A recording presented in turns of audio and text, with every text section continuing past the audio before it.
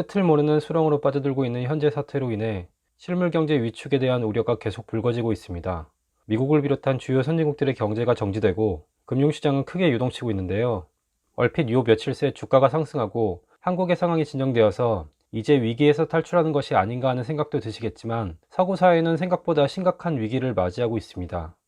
게다가 주요 경제권 중 두 개의 축이 무너지고 괜찮은 것 같았던 인도마저 전국 봉쇄라는 극약 처방의 카드를 꺼내들면서 위기감은 사그라들지 않고 있습니다. 이런 상황에서 과연 한국 경제는 괜찮을 것일까요? 오늘은 전 세계 주요국에 비해 한국 경제를 진단해 보면서 적어도 한국이라는 국가의 경제는 괜찮을 것인가에 대해서 다루어 보겠습니다. 지금 현재도 자영업자나 프리랜서, 일용직 노동자와 같은 경우에는 상당히 힘겨운 상황에 직면해 있는 것이 사실인데요. 경제 지표로는 개개인의 삶을 속속들이 돌아보지 못하는 점을 양해 부탁드립니다. 지금부터 보여드릴 내용은 대한민국이라는 전체 경제에 대해서만 다루었음을 다시 한번 말씀드립니다. 자, 그러면 시작해 볼까요? 일단 한국 경제의 가장 큰 뇌관이라고 할 수 있는 가계부채 문제부터 살펴보겠습니다. 이미 1,500조 원에 육박하는 가계부채는 한국 경제에 심각한 위협이 되고 있는 것이 사실입니다. 그래서 지금부터는 주요 국가들과 비교했을 때 그 심각성이 어떤 수준인지를 살펴보려고 합니다. 국제결제은행 BIS에서 발표한 가장 최신 자료인 2019년 3분기 각국의 GDP 대비 가계부채 비율을 살펴보도록 하겠습니다. 일단 가계부채가 GDP를 넘어가는 국가들을 살펴보겠습니다. 호주가 119.8%로 가장 높았고 캐나다가 101.6%를 기록하고 있습니다. 그런데 캐나다 바로 아래가 93.9%를 기록하는 한국인데요. 한국은 2014년 대비 2019년 3분기 기준으로 무려 17%의 증가율을 보이며 같은 기간 호주의 3%, 캐나다의 10%에 비해서도 월등히 빠른 비율로 가계부채 비율이 증가하는 것을 알 수 있습니다.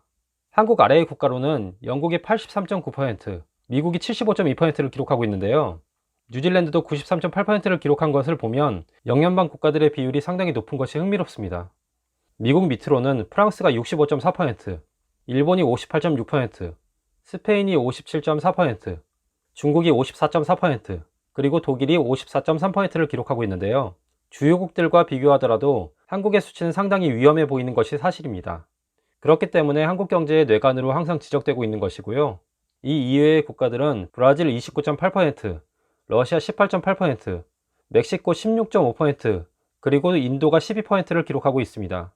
아무래도 선진국보다는 신흥국들의 가계부채 비율이 높은 것이 사실입니다. 가계대출은 신용의 문제이기 때문에 아무래도 신흥국 국민들의 대출 기준이 높을 수밖에 없는 것이 사실이죠. 이것은 BIS 기준 통계로도 나와 있는데요. G20 국가들의 GDP 대비 가계부채 비율 평균은 59.3%인데 신흥국들의 평균은 41.3%에 불과합니다. 반면 선진국들의 평균은 72%로 상당한 간극이 있는 것을 알 수 있죠. 현재 한국은 가계부채 비율 조정에 심혈을 기울여야 하는 것이 사실입니다. 프랑스나 독일 수준은 아니더라도 미국 정도의 수준으로 떨어뜨려 관리해야 하는 것이 장기적으로 진행되어야 할 듯 싶은데요. 현재 불어닥치고 있는 전 세계적인 경제 위기의 여파 가운데 가계부채 문제는 늘 신경 쓰고 주목해야 할 부분임에는 분명합니다. 특히나 미국을 비롯한 주요 선진국은 2008년 금융위기를 거치면서 이 가계부채 문제에 대해서 위기를 겪고 고통을 감수했지만 한국은 그런 과정이 없었기 때문에 더 위험할 수 있습니다. 다행히 금융감독원에서 발표하는 국내 은행의 가계대출 연체율은 0.3% 정도로 안정적으로 관리되고 있기는 한데요. 그렇더라도 언제 터질지 모르는 위험 요소인 것만은 분명한 것 같습니다. 두 번째로 알아볼 자료는 참 말 많은 정부 부채 문제인데요. IMF 외환위기를 겪으면서 국가가 망하는 걸 보았던 한국 사람들 입장에서는 정부가 빚을 낸다고 하면 큰 우려를 나타내곤 합니다. 그렇지만 현재 사태가 닥치면서 전 세계적으로 주요국들이 재정위기 우려가 불거져 나오는 가운데서도 미국을 비롯해 세계의 주요 경제기관들은 한국 사람들과는 반대로 한국 정부에게 재정정책을 요구하는 아이러니한 상황을 맞이하고 있는데요. 정부 부채를 살펴보기 전에 우선 간단하게 정부 부채를 산정하는 기준에 대해서 알아봐야 할 것 같습니다. IMF 기준에 따라서 국가부채는 세 가지 지표로 산출됩니다. 정부의 일반 국가 채무를 D1, 비영리 공공기관 채무에 D1을 포함시킨 채무를 D2라고 하고요. 공기업 부채까지 D2에 반영한 국가 채무를 D3라고 합니다. 우선 IMF에서 발표한 자료에 의해서 D1 기준 GDP 대비 정부 부채 비율을 살펴보도록 하겠습니다. 통상적으로 2월에서 4월경에 각국의 2019년 자료들이 취합되기 때문에 아직 IMF의 2019년 통계치가 산정되지 않았습니다. 그래서 2018년 자료를 기준으로 살펴보겠습니다. 일단 D1 기준 GDP 대비 정부부채 비율 1위는 일본입니다. 무려 198.4%의 국가 채무 비율을 가지고 있는데요. 131.1%로 2위인 이탈리아와도 상당한 차이가 있습니다.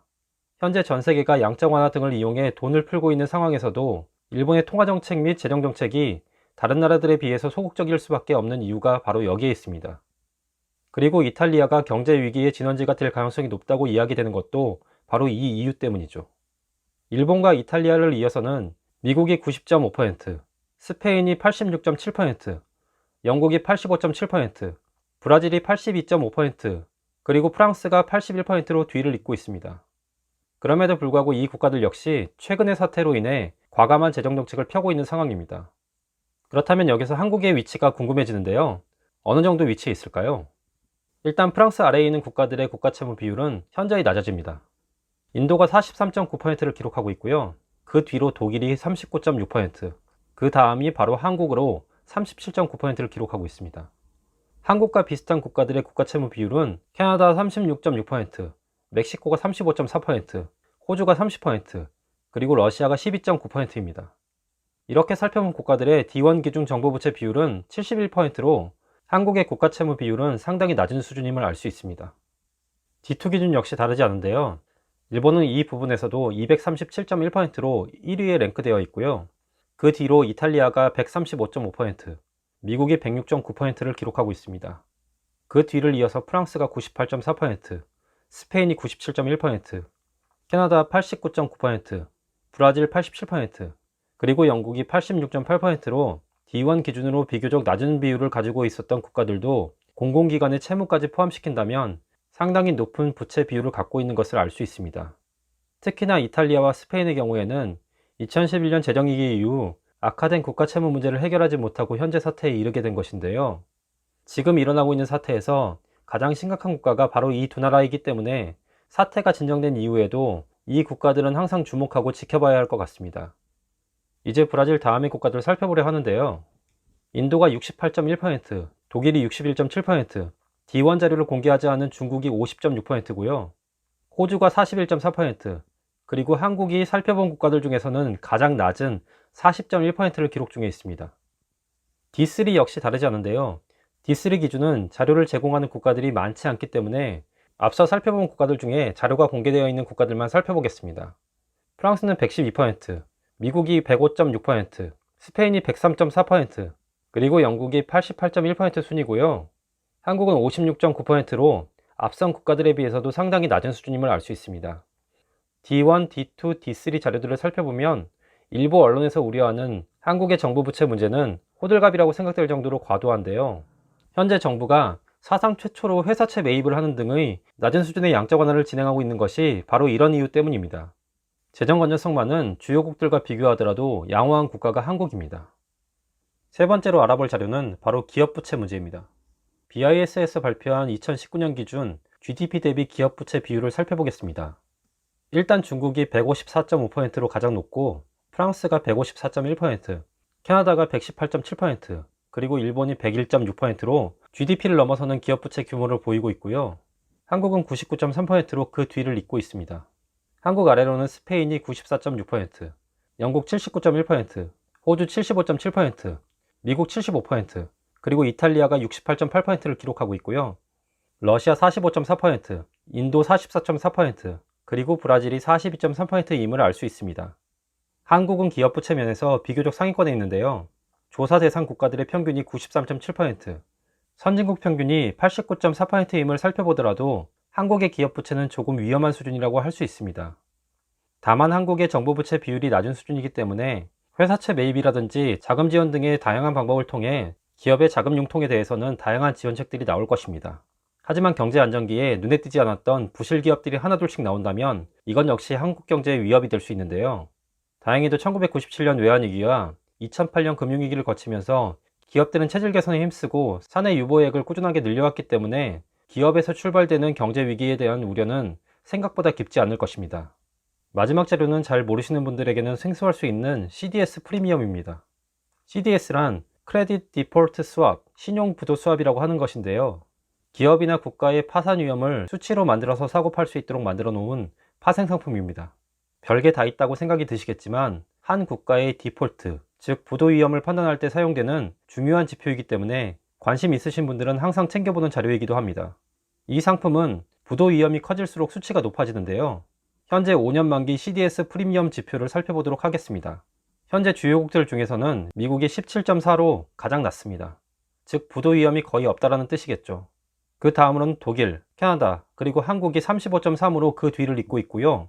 프랑스가 38.3, 영국이 38.7, 일본 43.5, 중국이 50.4입니다. 중국보다 높은 나라들은 현재 사태의 가장 위험한 지역인 스페인이 84.8, 이탈리아가 142.2를 기록하고 있고요. 러시아가 175.3, 브라질이 228.9, 인도가 233.7입니다. CDS 프리미엄으로만 봤을 때는 한국은 거의 최상위권에 위치한 국가이기 때문에 국가 부도 위험 자체는 현저히 떨어지는 것을 알 수 있습니다. 그렇다면 CDS 프리미엄과 비슷한 자료를 하나 더 살펴볼 텐데요. 바로 3대 신용평가사의 국가 신용등급입니다. 1997년 IMF 외환위기를 겪으셨던 분들은 아시겠지만 하루가 다르게 뉴스에서 보도되었던 신용등급의 하락은 지금도 트라우마로 남아있는데요.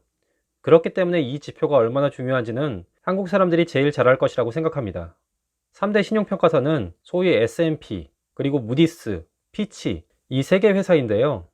이 중에서 한국에게 유독 짠 회사가 피치입니다. 이것을 염두에 두시고 살펴보시면 좋으실 것 같고요.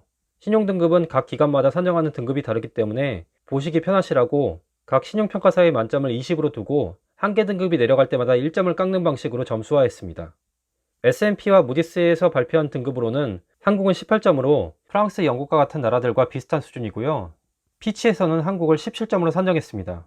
프랑스와 영국보다는 낮지만 일본보다는 높은 신용등급을 기록 중에 있습니다. IMF 외환위기의 경험 때문에 저 등급들이 일주일 사이에 마구 떨어지는 것을 기억하고 저 등급들을 못 믿고 염려하시는 분들이 많으실 것입니다. 저 역시도 그런데요. 그런 상황이 다시 없어야 하겠지만 그렇다 하더라도 지금의 사태는 한국 한 개 국가의 문제가 아니라 전 세계적으로 동시다발적으로 벌어지고 있는 상황이기 때문에 그때와는 큰 차이가 있다는 점만 말씀드리고 싶습니다. 오늘은 크게 3가지 가계, 정부, 기업 부채를 살펴보고 한국의 부도 위험과 신용등급까지 살펴봤는데요. 지표만으로는 한국 경제의 모든 것을 판단할 수 없습니다. 수치의 함정과 지표의 오류가 있을 수도 있는 법이고 언제 어디서 문제가 터질지 모르는 상황이기 때문입니다. 지금 순간에도 문을 닫을지 모르는 수많은 가게들과 자금 융통에 어려움을 겪는 기업들, 그리고 한순간에 실업자가 되어버린 근로자들까지 어느 하나 좋아 보이지 않는 한국 경제에 대해서 우리는 긴장하고 지켜봐야 하는 것이 맞는 것 같습니다. 그렇지만 그렇다 하더라도 과도한 우려와 망할 것이라고 저주 같은 말을 퍼붓는 것도 아닌 것 같습니다. 나라를 걱정하는 마음은 우리나라 사람들이 전 세계에서 아마 최고일 거라고 생각하는데요. 그 걱정만큼 현실에서의 문제를 냉정하게 파악하는 마음도 중요하다고 생각합니다. 인류는 현재 한 번도 가지 않은 길을 가고 있는 중인데요. 한국 경제 역시 마찬가지입니다. 지금 사태가 올해 안에 끝날 거라 기대했을 때 지표상으로는 97년 같은 위기가 없을 거라는 것이지 1년 이상 지속이 된다면 오늘 살펴본 자료 따위는 아무런 효력이 없을 것이기 때문입니다. 오늘은 주요 데이터 위주로만 설명드렸습니다. 이 이외에도 살펴봐야 하는 자료들이 있다면 보안해서 찾아뵙는 꽁꽁경제가 되도록 하겠습니다. 구독 꼭 눌러주시고요. 좋아요도 눌러주시고요. 댓글과 알림 설정도 부탁드립니다. 다음 시간에 만나요.